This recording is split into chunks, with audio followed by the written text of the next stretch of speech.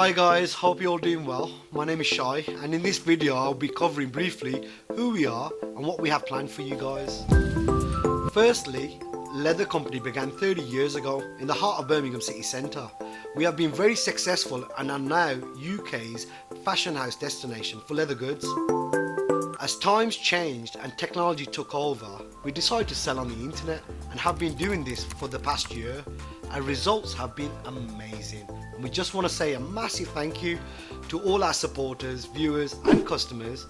Check out our website at www.leathercompany.co.uk. We are planning on doing various videos on hints, tips, also reviewing our products, just to give you guys a better understanding of the items we sell here at Leather Company. They say a leather item can only get better and can last you a lifetime. I will show you how to do that, as we all have that one item we want to keep forever.